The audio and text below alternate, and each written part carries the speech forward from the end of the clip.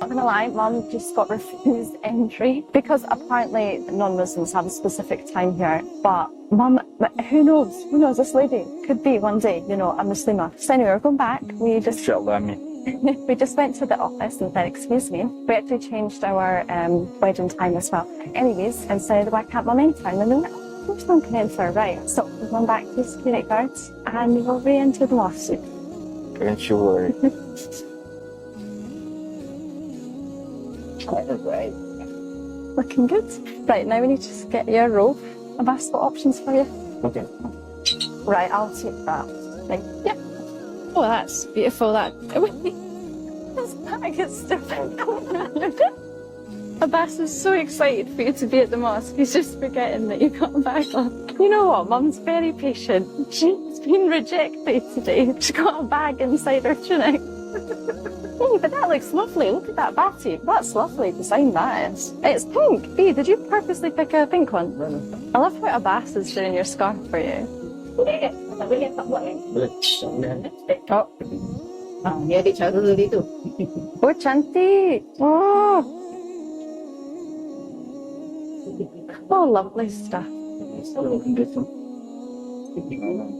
don't know. The yellow is Mum's colour. They look lovely.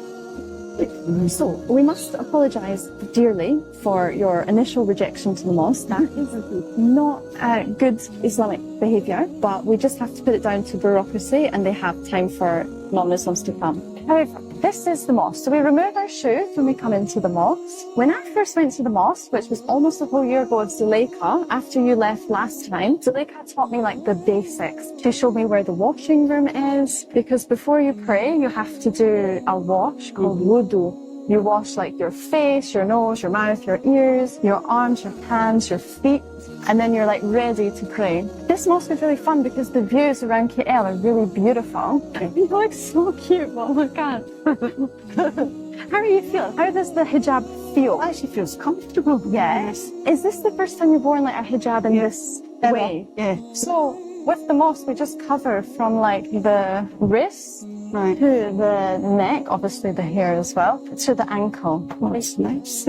So this is the prayer place. It's very like quiet and peaceful. Tranquil, isn't it? Even there's like a whole bunch of kids in here at the moment. Like it's still, you can feel the peace, right? Mm-hmm. So with this area, we just missed the prayer time with all the palaver that was going on. But the men pray at the front.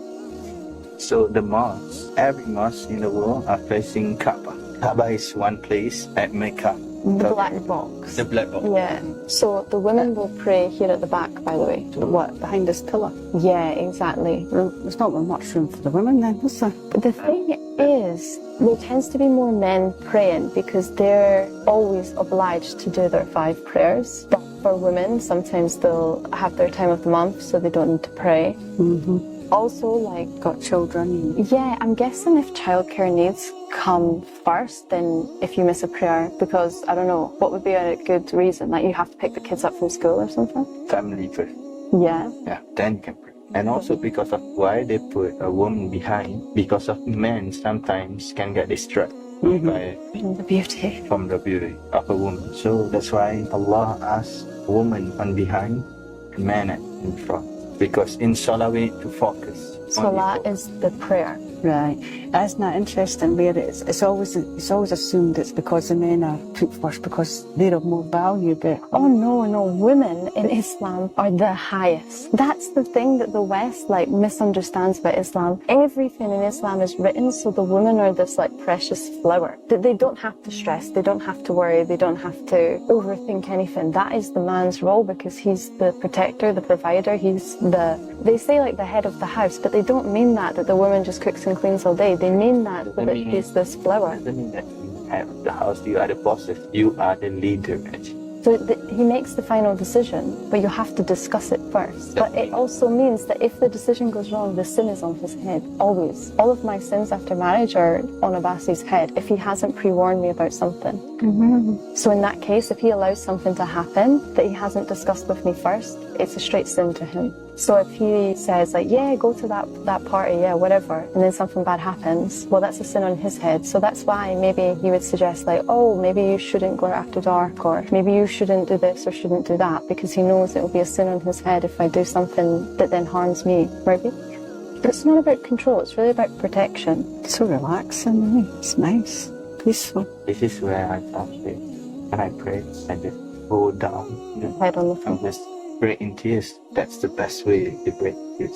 And I know that God hears. Even us right now, talking to each other, 3 people talking to each other. The 4th is God always watching and listen. Like how we listen, He the most listen. How we watch, He the most watch. like all watching. All watch.